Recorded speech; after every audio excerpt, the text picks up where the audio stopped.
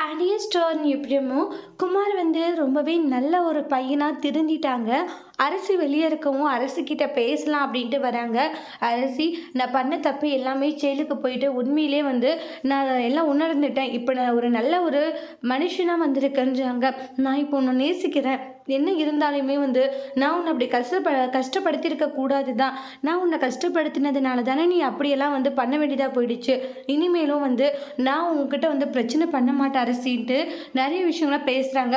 அப்போ அரசி இருந்துட்டுங்கப்ப, எந்த காரணத்தை கொண்டு கண்டிப்பாக நான் உன்னை நம்ப மாட்டேன், உன்னை நம்பி தான்டா நான் ஏமாந்து போயிருக்கேன் அப்படின்ட்டு சொல்கிறாங்க. அரசி, இல்லை அரசி, நான் உண்மையாக தான் சொல்லிட்டு இருக்கேன், நீ நினைக்கிற மாதிரி இல்லை, நான் நல்லாவே மாறிட்டேன் அப்படின்ட்டு எவ்வளவோ பேசிட்டு இருக்காங்க. என்னவோ சவுண்டு கேட்குதுன்னு பாண்டியன் வராங்க. குமார் வந்து அரசி கிட்ட பேசிட்டு இருக்கிறத பார்த்து பாண்டியனுக்கு ரொம்பவே கோவத்துட்டே, என்னடா நீ வந்து ஏன் பொண்ணுகிட்ட பேசிட்டு இருக்கோ அப்படின்னு கோவப்பட்டு குமாரை போட்டு அடி அடி நடிக்கிறாங்க. எல்லாருமே வராங்க வீட்டில் இருக்கவங்க.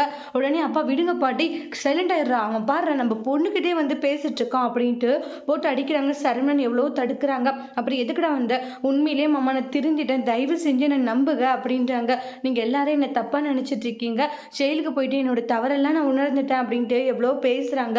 ஆனால் கோவப்பட்டு பாண்டியன் பார்த்தீங்கன்னா குமார் அடித்து குமாரோடைய கழுத்தை பிடிச்சி வெளியே தள்ளுறாங்க. அப்போ சக்தி வேலையில் வராங்க. டி குமார், என்னடா ஆச்சுன்றாங்க. உங்கள் பையனுக்கு சொல்லி வைங்க, எங்கள் வீட்டு பக்கம் வந்தால் அவன் காலை விட்டுடுவோம் அப்படின்ட்டு எல்லாம் சொல்கிறாங்க.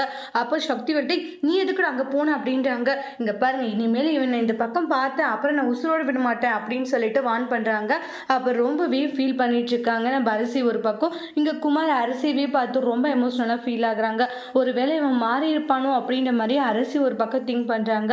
குமார் உண்மையிலே மாறிட்டாங்களா, இல்லை மறுபடியும் வேற ஏதாச்சும் பிளானுக்காக தான் இப்படி பண்ணிட்டு இருக்காங்களான்னு நம்ம நெக்ஸ்ட் வீடியோவில் பார்க்கலாம். தேங்க்யூ.